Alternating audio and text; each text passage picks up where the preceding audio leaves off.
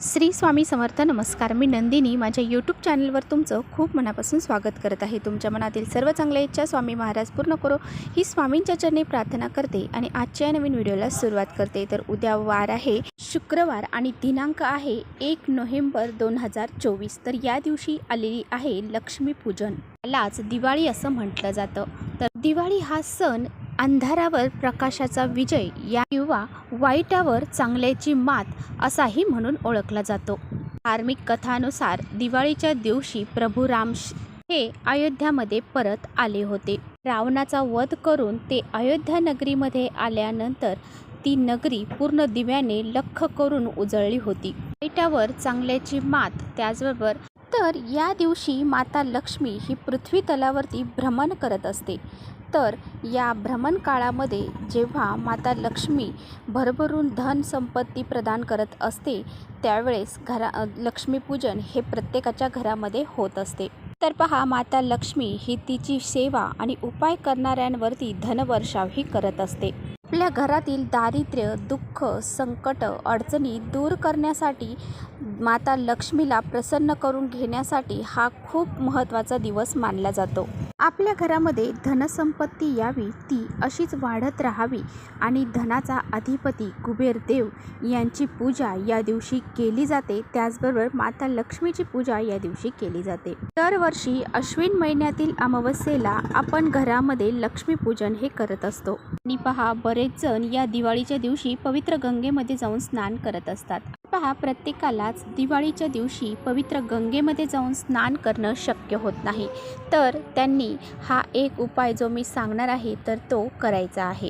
तर आंघोळीच्या पाण्यामध्ये आपल्याला अशी ही एक वस्तू टाकून आंघोळ करायची आहे, ज्यामुळे कोणताही तुमचा शत्रू असू द्या तो 2 दिवसात संपेल.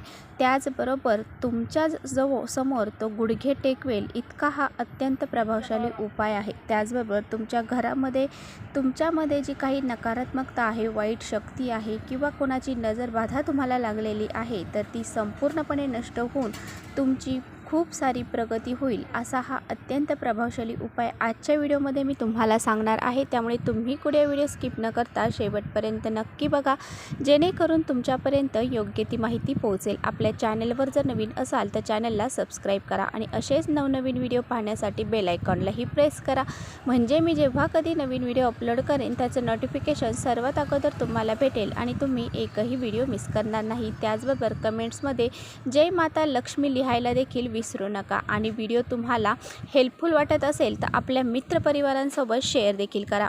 पहा, या वर्षी जी दिवाळी आहे तर ती शुक्रवारच्या दिवशी आलेली आहे आणि शुक्रवार हा माता लक्ष्मीचाच वार आहे आणि दिवाळी ही सुद्धा माता लक्ष्मीला समर्पित आहे.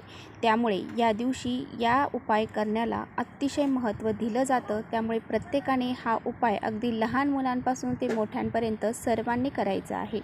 तर पहा, दिवाळीच्या या सणामध्ये 3 दिवस अभंग स्नान हे केले जाते.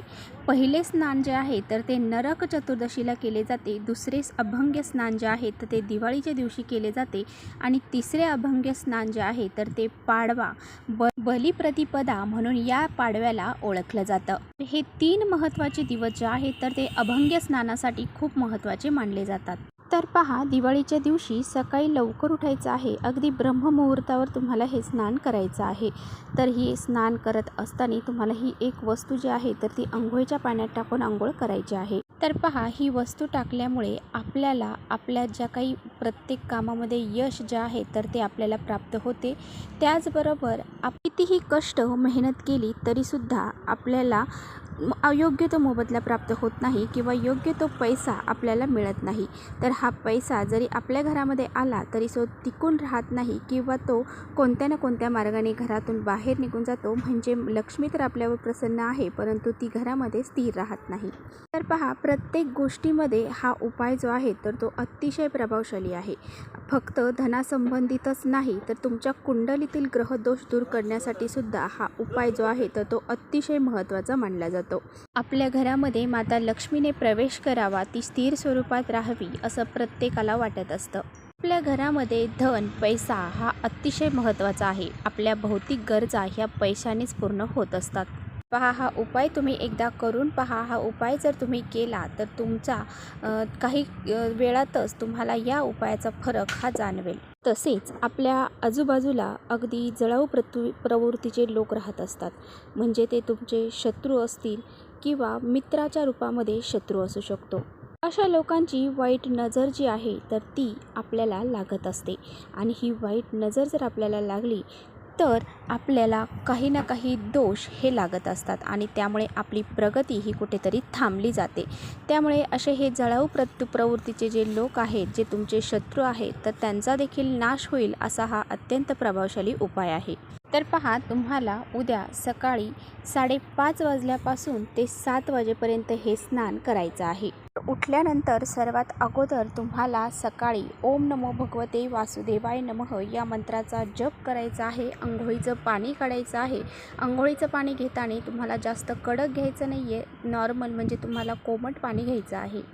या अंघोळीच्या पाण्यामध्ये सर्वात महत्त्वाची वस्तू तुम्हाला टाकायची आहे ती म्हणजे तुरटी.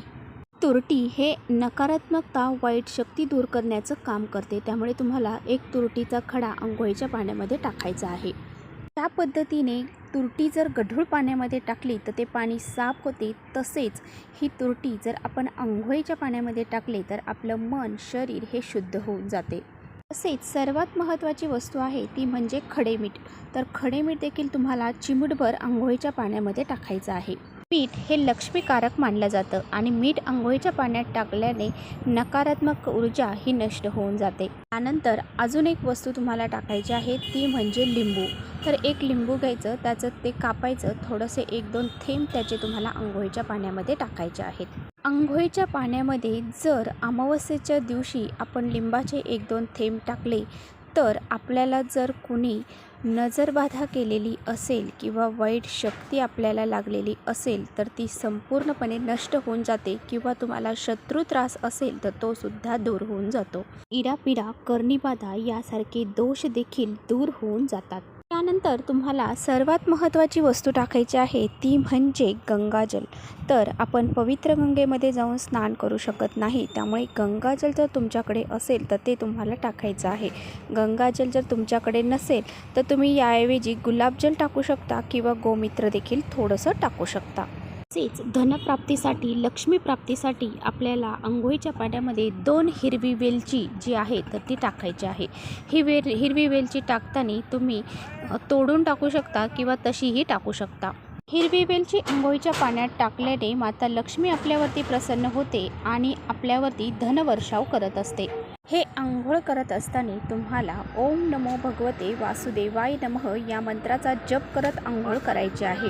तर पहा, या अंघोळ झाल्यानंतर तुम्हाला स्वच्छ कपडे परिधान करायचे आहेत आणि या दिवशी चुकूनही तुम्हाला काळ्या रंगाचे वस्त्र परिधान करायचे नाही. त्यानंतर देवघरातील देवांची पूजा करायची आहे. देवांना दुधाने, पंचामृताने अभिषेक घालायचा आहे. तर अशा पद्धतीने तुम्हाला ह्या वस्तू टाकून अंघोळ ही करायची आहे. तर चला, इथेच थांबवते माझा व्हिडिओ तुम्हाला थोडा जरी आवडला असेल तर नक्की लाईक करा. चॅनेलवर जर नवीन असाल तर चॅनलला सबस्क्राईब करा. परत भेटूया अशाच छानशा व्हिडिओसोबत. तोपर्यंत श्री स्वामी समर्थ.